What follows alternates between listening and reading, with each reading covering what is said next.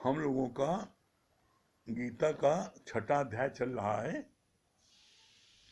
छठा अध्याय का 1 से 4 श्लोक तक हुआ था। उसका अंतिम पैराग्राफ पढ़ देते हैं, फिर आज 5 से 10 श्लोक पढ़ा जाएगा। पढ़ा गया था, संकल्प अक्षर बना है कल वृक्ष से। सा का अर्थ है अच्छे व्यूज, अच्छे थॉट्स, परमात्मा की राह पर बढ़ने का, अपना जीवन बनाने का, निष्काम में प्राणों की आहुति देने का, दूसरों के उद्धार का ख्याल ही संकल्प कहा जाता है। दुनिया के लिए जो विचार आते हैं उन्हें हम ख्याल या फुर्ना कह सकते हैं, संकल्प नहीं। जैसे कल्पवृक्ष के नीचे बैठकर हम जैसा भी संकल्प करते हैं वो अवश्य पूरा होता है, ऐसे ही इस राह पर बढ़ने के लिए संकल्प सदैव पूरे होते हैं। जिसने जैसा भी जीवन बनाना चाहा है उसने अवश्य उसके लिए पुरुषार्थ किया है और सफलता ने उसके चरण चूमे हैं। यहाँ तक हो चुका था। उसके आगे आज है छठवां अध्याय का 5 से 10 श्लोक तक। उसमें क्या भगवान ने बोला, जीव आत्मा स्वयं अपना ही मित्र है और अपना ही शत्रु है। जीव आत्मा स्वयं अपना ही मित्र है और अपना ही शत्रु है। अब यहाँ पर क्वेश्चन मार्क है, अपना मित्र कब है और अपना शत्रु कब है? जब आप का मन इंद्रियों और विकारों में गिरता है, जब आपका मन इंद्रियों और विकारों में गिरता है, लिपायमान होता है, तो आप जो है अपने दुश्मन हैं। और जब आपका मन परमात्मा के निमित्त पुरुषार्थ करती हैं, सत्संग में आती हैं, निष्काम कार्य में जाती हैं, किसी की मदद करती हैं, पी की पचर में या पी के प्रचार में रहते हैं, तो आप अपने मित्र हैं। मतलब क्या? जब आप पुरुषार्थ करते हैं परमात्मा के लिए, सत्संग आने के लिए, गुरु से मिलने के लिए, तो आप अपने मित्र हैं। क्यों? उस समय आपकी आध्यात्मिक उन्नति होती है। और जब आपका मन इंद्रियों और विकारों के वशीभूत होकर के उसमें गिरता है, तो फिर आप अपने उसमें दुश्मन होते हैं। क्यों? उसमें गिरावट आती है। फिर आगे बोला, जो परमात्मा के साथ योग जमा कर बैठते हैं उन्हीं को योगारूढ़ कहा है। योगारूढ़ किसे बोलते हैं? जो परमात्मा के साथ योग लगाकर बैठते हैं उन्हें योगारूढ़ कहा गया है। और बोला, ज्ञानी है निष्काम, यानी इच्छा और अहंकार से रहित, फल की इच्छा को त्याग कर जो ईश्वर के निमित्त कार्य करता है वो सच्चा सन्यासी है। सन्यासी कौन है? क्या बोला? इच्छा और अहंकार से रहित, फल की इच्छा को त्याग कर जो ईश्वर के निमित्त कार्य करता है वो सच्चा सन्यासी है। सच्चा सन्यासी बता दिया। फिर आगे क्या बोला, गुरु के प्रेम में रहना, उनकी आज्ञा अनुसार चलना, उनसे ही मनुष्य अपना उद्धार कर सकता है। अपना उद्धार कब होगा? जब आप गुरु के प्रेम में रहोगे, उनकी आज्ञा अनुसार चलोगे, तो बोला तुम जो है तुम्हारा उद्धार होगा और तुम्हारी उन्नति होगी। अगर कोई अपना उद्धार न करने का प्रयत्न करे तो कोई भी दूसरा उसका उद्धार नहीं कर सकता। मतलब क्या? जब तक आप स्वयं अपना उद्धार करने के लिए इच्छुक नहीं हैं, भगवान भी उतर आए, गुरु उतर आए, ब्रह्मा विष्णु महेश आ जाए, तब भी आपका उद्धार नहीं हो सकता। जब तक आप स्वयं पुरुषार्थ नहीं करोगे, आपका उद्धार नहीं हो। क्यों?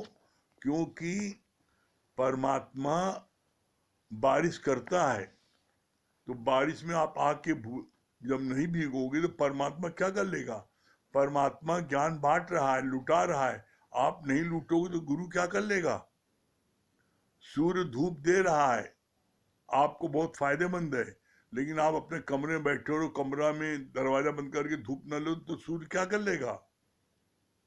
तो इसीलिए बोला, जब तक आप अपने ऊपर स्वयं कृपा अपनी नहीं करोगे, आपको क्या होगा? आपको जो है आपका उद्धार नहीं होगा। अपना उद्धार करने के लिए अपने ऊपर अपनी कृपा करना बहुत जरूरी है। जब आत्मा में रहते हैं, यह स्वयं से मित्रता। मित्रता क्या है? जब आप अपनी आत्मा में रहते हैं तो क्या है? स्वयं से मित्रता करते हैं, और जब आप विषय विकारों में गिरते हैं तो आप अपने शत्रुता करते हैं।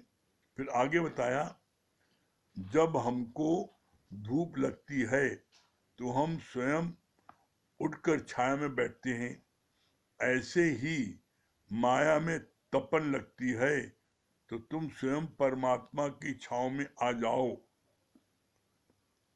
इसीलिए बोला गया है, दुखों से चोट खाई न होती तो प्रभु तेरी याद आई न होती।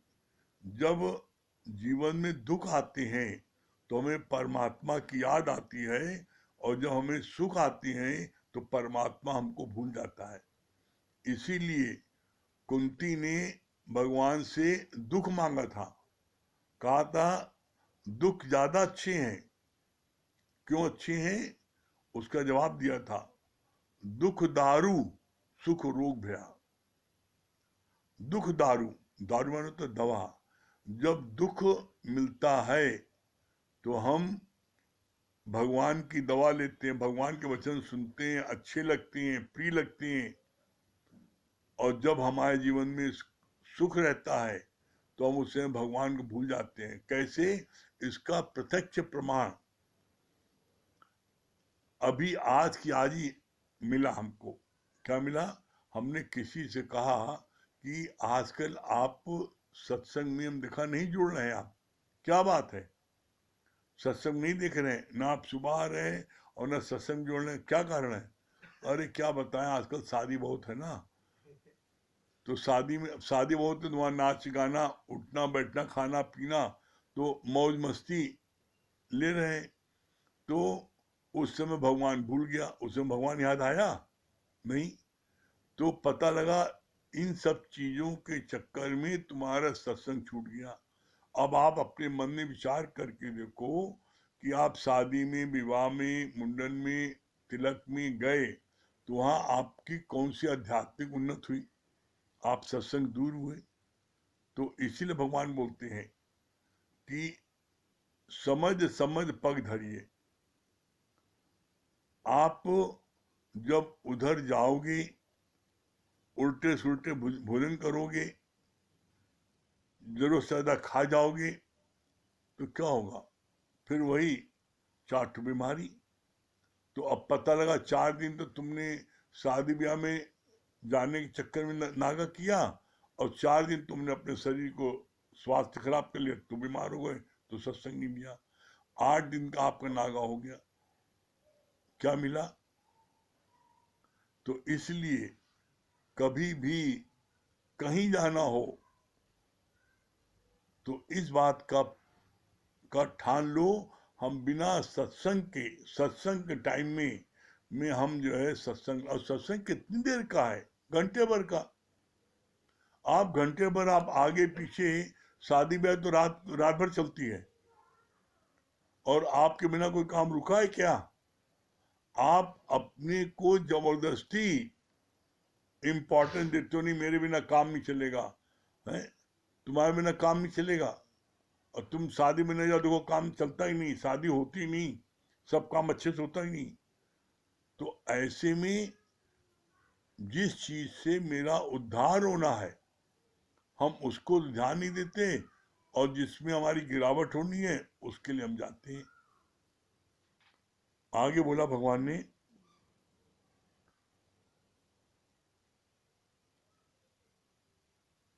तुम स्वयं परमात्मा की छांव में आ जाओ। माया की दलदल से ऊपर तुम्हें उठाने के लिए गुरु 10 हाथियों से भी ज्यादा जोर लगाता है, पर तुम्हें भी अपना जोर लगाना पड़ेगा। मतलब क्या? जब कोई व्यक्ति दलदल में फंस जाता है तो दलदल से निकालने के लिए बड़ा जोर लगाना पड़ता है, और कोई व्यक्ति दलदल में फंसा हुआ स्वयं अपने आप निकलने की जितनी मेहनत करता है उतना ज्यादा वो उसमें धंसता जाता है। इसीलिए लाइन आती है, मत कोई भूले भरम संसार, गुर बिन कोई न उतरे भव पार। ये दलदल जो है इसमें व्यक्ति इतना जबरदस्त फंसा है, मोह की दलदल में, लोभ की दलदल में, अहंकार की दलदल में, कि उससे निकलना असंभव है। गुरु हमें अस्क माने आकाश से नीचे उतरता है और हमको उस दलदल से ऊपर उठाता है। उसके लिए आपको भी सहयोग करना पड़ेगा। मतलब आपको भी क्या है, अब ऊपर उठने के लिए गुरु का हाथ पकड़ोगे, गुरु हाथ पकड़े तो उसका हाथ पकड़ोगे। अगर तुम अपना हाथ न दो तो गुरु कैसे तुम्हें उठाएगा? कैसे उठाएगा? कैसे निकलोगे? अगर आपको नहीं, हम तो अपना हाथ नहीं देंगे तो क्या करेगा गुरु? तो इसीलिए बोला तुम्हारे को सहयोग करना बहुत जरूरी है। जब तक आप सहयोग नहीं करोगे तो कोई भी आपका उद्धार नहीं कर सकता। फिर आगे बोला,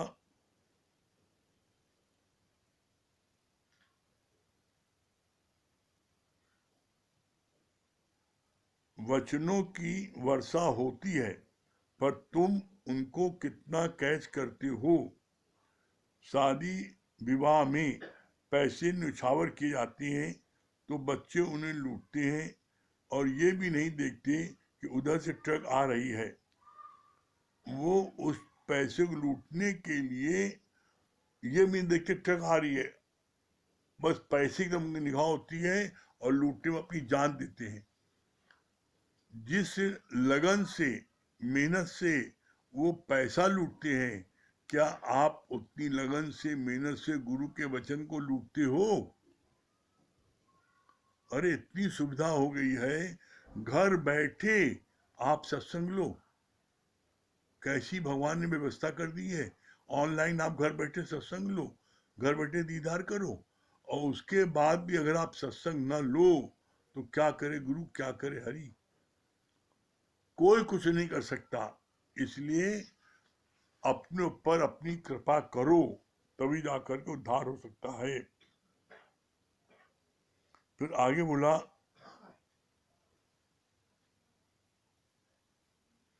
जिस चीज का अभाव तुम महसूस करते हो, जैसे धन का, तो देखो धनवान को सुख है। कितनी अच्छी बात युक्ति दी है।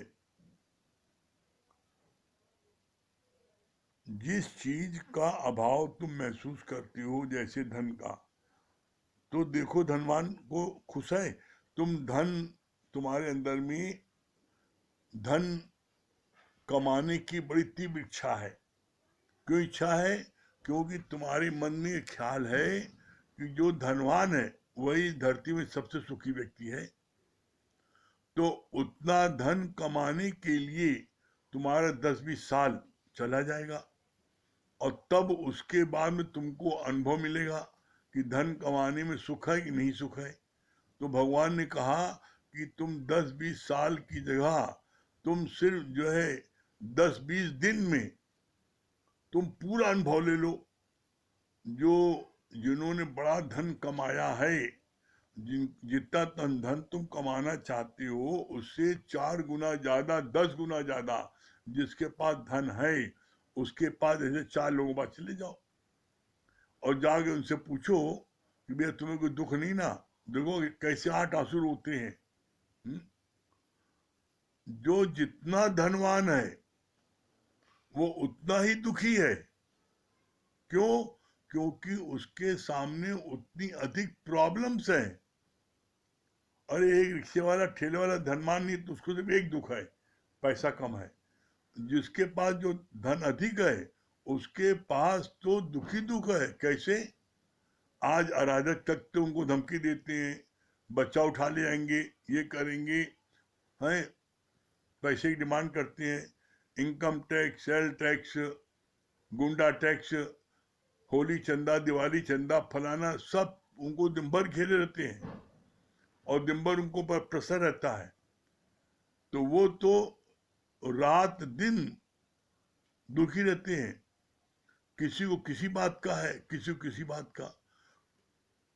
एक भी व्यक्ति इस संसार में आप लेके आओ जिसके पास में करोड़ों अरबों रुपए हो और वो ज्ञान में ना आता हो और वो जो है वो खुश हो। ज्ञान में आने के बाद, गुरु की शरण में आने के बाद, सत्संग लेने के बाद, चाहे करोड़ों अरबों खरबों रुपए हो, तब भी उसको किसी प्रकार का अहंकार नहीं रहता और किसी प्रकार का उसको दुख नहीं लगता। क्यों? कारण क्या है? क्यों? क्योंकि वो राजा जनक की तरह रहता है। उसने अपने गुरु को अपना तन मन धन तीनों उसने गुरु को पहले दिन सब दे दिया। तो अब उस धन में चाहे कितनी कमी हो, चाहे ज्यादा हो, चाहे नुकसान हो, चाहे फायदा हो, जब गुरु को दे दिया तो गुरु जाने। कैसे? जब राजा जनक आते थे तब गुरु सत्संग शुरू करते थे तो लोगों को बड़ी गलत फहमी हुई, जितने सत्संगी हैं, कि लगता है राजा इनको जो है मोटी रकम देता है इसलिए राजा के आने पर ये सत्संग करते हैं। ये बात राजा तक, गुरु तक पहुंची तो उनका सबके परीक्षा एक दिन में कर देते हैं। उन्होंने क्या किया, एक शिष्य को बोल दिया कि जब सत्संग हम करते रहें उस समय तुम जोर से चिल्ला के ये बोलना राजा जनक के महल में आग लग गई। उसने ऐसे किया और जब ऐसा किया तो जितने सत्संग सुनने वाले बैठे थे सब भागे और कुछ ही देर में सब वापस आ गए क्योंकि आग तो लगी नहीं थी और राजा जनक वैसे बैठे थे। तो उन सभी से पूछा गुरु ने, तुम लोगों को अपने प्रश्न का जवाब मिला कि राजा जनक आते थे तभी हम सत्संग शुरू करते थे? क्यों? क्योंकि तुम लोग क्यों भागे? अरे जिसके महल में आग लगी थी वो तो यहाँ बैठा है और तुम लोग उसके पास पड़ोस में रहे, तुम सब भागे क्योंकि तुम्हारे अभी उस आज की उस अग्नि की लपट ना आ जाए इसलिए भागे। और जिसके महल में आग लगी है वो बैठा है। पूछा गया उससे, पूछा गुरु ने, तुम क्यों नहीं भागे? तुम्हारे महल में आग लगी थी। तो कितना सुंदर जवाब दिया, जेकी जेले वो भागे, हम क्यों भागे? अरे मैंने तो गुरु को पहले दिन दे दिया, अपना तन मन धन, तो गुरु भागे, मैं क्यों भागू? तो क्या आपने गुरु को अपना तन मन धन दिया है? अगर आपने भी इस तरीके से जैसे राजा जनक ने दे दिया मन से, यहाँ हर चीज का मन से त्याग है, बाहर से कोई त्याग नहीं है। राजा जनक क्या फिर वो जंगल चले गए? राजा जनक ने गुरु को दिया तो गुरु ने क्या किया, राजा जनक को फिर उसी राज्य में बैठा दिया, कहा बैठो और राज्य करो। अब मेरा समझ के तुम राज्य करना, तुम्हारा नहीं मेरा है, तुम एज ए ट्रस्टी इसको राज्य करो। क्यों? क्योंकि राज्य को चलाने का अनुभव तो तुमको है ना, हमको थोड़ी नहीं है। हम थोड़ी राज चला पाएंगे। राज चलाने का अनुभव तुमको है, तो तुम इसको करो। तो उन्होंने राजा जनक का राज्य पाठ समझ के तब उन्होंने उस कार्य को किया। तो आज राजा जनक सबसे बड़े ब्रह्म ज्ञानी कहलाए। सुखदेव मुनि को उनके पिता ने बोला राजा जनक से जाके सर्टिफिकेट लेके आओ। तो ऐसे में धन दौलत कितनी हो जाए, लेकिन अगर आपको ज्ञान है, आप गुरु की शरण में है, तो वो धन दौलत आपको कभी भी अहंकारी नहीं बनाएगी और परमात्मा से दूर नहीं करेगी। लेकिन अगर आपके पास धन दौलत है और आपने गुरु की शरण नहीं लिया है, सत्संग नहीं आते हैं, तो फिर आपके अंदर में जबरदस्त अहंकार आ जाएगा और आप जो है क्या है, आपके अंदर एक छठवां विकार पैदा हो जाएगा जिसको बोलते हैं मद। 5 विकार तो सब में होते हैं, काम क्रोध लोभ मोह अहंकार, और छठवां विकार है मद, ये होता है रईसों को। तो उससे बचने के लिए ये जरूरी है कि आप जो है, आप क्या है, आप गुरु की शरण जाओ, सत्संग लो। और एक बात आप बहुत अच्छे से समझ लो, बिना ज्ञान के हर कोई धोखा खाए और चाहे निशिदिन पूछे और पूछाए। एकमात्र ज्ञान ऐसा है जो आपको सारी मुसीबतों से छुड़ा सकता है। बाकी दुनिया की कोई भी सत्कर्म पूजा पाठ आपको छुड़ा नहीं सकते। छुड़ा सकता है एकमात्र आपको ये गीता ज्ञान, छुड़ा सकता है एकमात्र आपको सिर्फ गुरु। इसीलिए एक लाइन आती है, मत कोई भूले भरम संसार, गुरु बिन कोई न उतरे भव पार। बिना गुरु कोई भव पार उतर ही नहीं सकता। इसलिए बार बार कहा जाता है, बार बार नहीं, विश्वामित्र क्यों गिर गए? क्योंकि उनका कोई गुरु नहीं था।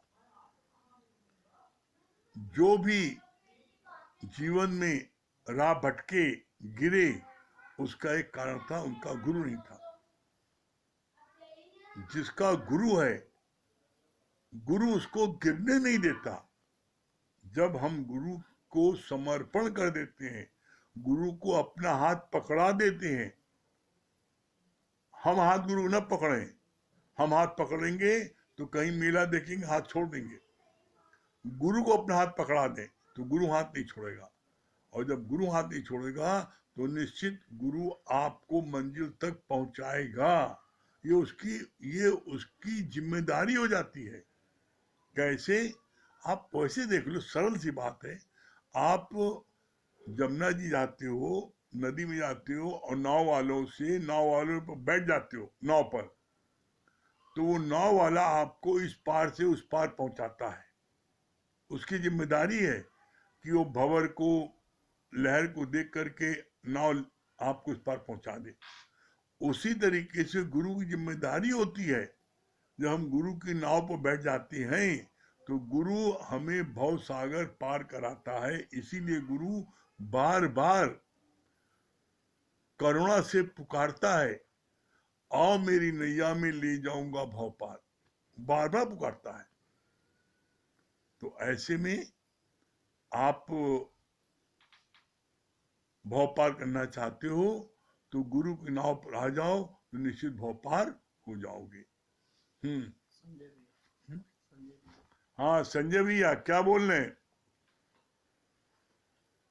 हरिओम गुरु जी। हरिओम। क्या बता रहे संजय भैया? बहुत अच्छी बात लगी कि लोग सोचते हैं पैसा कमाने में बहुत सुख है, लेकिन पैसा कमा करके देखे कि जो बड़े लोग हैं हमसे, कभी अनुभव ले लें कि हाँ वो सुखी है कि नहीं है। 25 साल 20 साल 25 साल मेहनत करें, उसके बाद देखे कहीं कुछ नहीं है। तो सबसे सबसे बड़ा धन है संतोष धन। जिसके जीवन में संतोष धन आ गया वो सबसे बड़ा सुखी आदमी है धरती पे। बहुत ये सुंदर। बात बहुत अच्छी टिक गई। हाँ, क्या बोलनी है सुशीला जी? हरिओम गुरुजी। हरिओम। बहुत सही बात है, बहुत अच्छा बताए ने कि गुरु का हाथ मतलब हम बगाते हैं तो छोड़ देते हैं, गुरु का हाथ है। हम लोग मतलब डर गए हैं, यही है कि हमेशा गुरु का साथ है। दूसरी बात ये भी लगा कि बिना गुरु को कोई भाव पार नहीं उतर सकते, ये मन में हमेशा बैठा ले। ये भी बात अच्छी लगी सच में, इतना हम लोग का ऑनलाइन सत्संग इतना मतलब आसान से गुरु दे रहा है, इतना सरल है, तो अब इसमें भी ना ले तो क्या करें। हरी बहुत सुंदर। हाँ, बहुत अच्छी बात। हाँ हाँ, मिनी मालविया जी, मिनी मालविया। हरिओम भैया। हाँ, हरिओम। भैया आवाज आ रही? आ रही, क्या बता रही मिनी जी? भैया बहुत अच्छी बात ये लगी कि आपने कहा यदि दुखों में चोट न खाई होती तो तेरी याद आई।